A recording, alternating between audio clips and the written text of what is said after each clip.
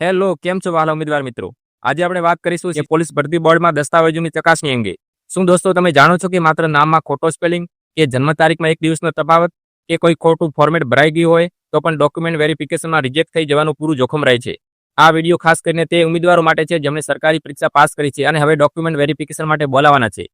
ઘણા બધા મિત્રોને એક વિનંતી હતી કે એક સચોટ અને વિસ્તૃત વિડીયો લઈને આવો જેથી અમારી નાની નાની બાબતોનું સમાધાન થઈ શકે, જેથી છેલ્લા દિવસે ધક્કા ન ખાવા પડે.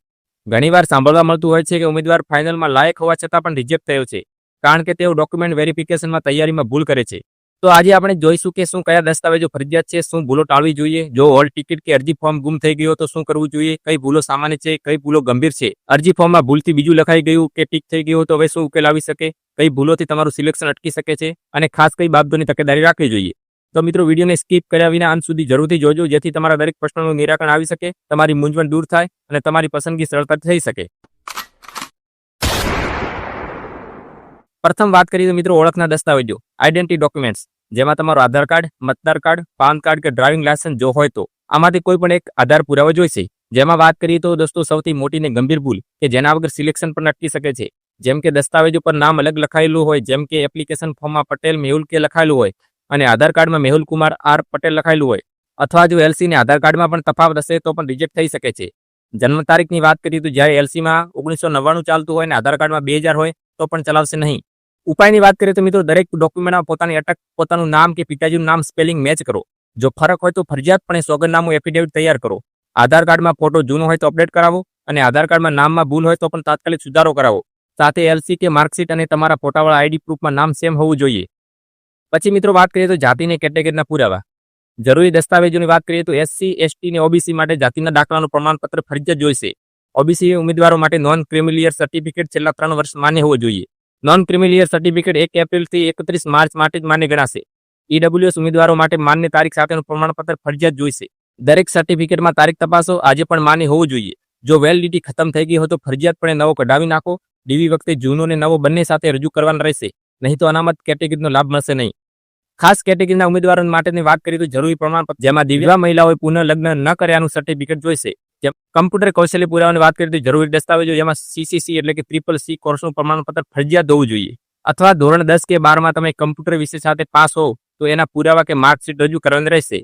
જો માર્કશીટમાં કમ્પ્યુટર વિષય નથી તો CCC સર્ટિફિકેટ ફરજિયાત કઢાવી લેવું.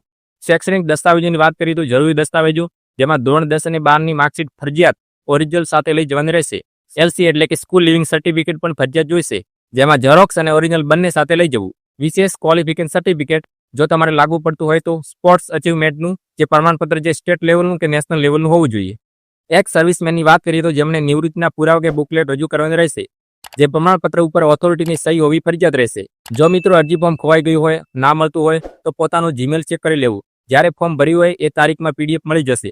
છતાં ના મળે તો ડીવી કરાવવા જાવ ત્યાં ઓફિસમાં કદાચ વ્યવસ્થા થઈ શકશે.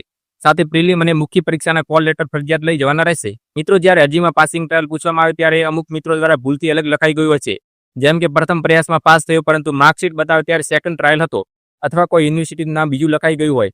આમ તો આ બાબત સામાન્ય છે કારણ કે આ બાબત માત્ર માહિતી માટે હોય છે. બાકી જ્યારે ડીવી કરાવવા જાઓ ત્યારે નંબરપણે પુરાવા બતાવી દેવાના કે હું લાયક છું, આ રહ્યા પુરાવા. છતાં એવું લાગે તો નાનકડી ભૂલ થઈ છે એવું માફ કરશો એવી અરજી આપી દેવાની. એમાં લખો કે ફોર્મમાં ભૂલથી ટીક થઈ ગયું છે, સાથે ઓરિજિનલ માર્કશીટ પણ રજૂ કરો. ખાસ બાબત કે મિત્રો દરેક ડોક્યુમેન્ટ ફરજિયાતપણે ઓરિજિનલ અને સાથે ઝેરોક્સ લઈ જવાની રહેશે. મિત્રો સરકારી જોબ મેળવવી એ એક્ઝામ પાસ કરવાથી પૂરતી નથી. તમારો આત્મવિશ્વાસ અને વ્યવસ્થિત તૈયારી તમારી પસંદગીમાં નવો વિશ્વાસ લાવે છે. અધિકારીઓ સાથે સંયમી અને વિનમ્ર રહો. સાથે મિત્રો ડોક્યુમેન્ટ વેરિફિકેશનમાં નાની નાની વિગતો પણ સાચી દર્શાવવી એ પણ મહત્વનું છે. તો મિત્રો ભવિષ્યમાં સિલેક્શન થનાર દરેક મિત્રોને ખૂબ ખૂબ શુભેચ્છાઓ. મિત્રો વિડીયો તમને ઉપયોગી લાગે હોય અને તમારી મૂંઝવણ દૂર થઈ હોય તો બીજા ઉમેદવાર મિત્રોને પણ અવશ્ય શેર કરો, જેથી તેમના પણ દરેક પ્રશ્નોનું સમાધાન આવી શકે. સાથે તમે કોમેન્ટ બોક્સમાં તમારો અભિપ્રાય જરૂરથી જણાવજો.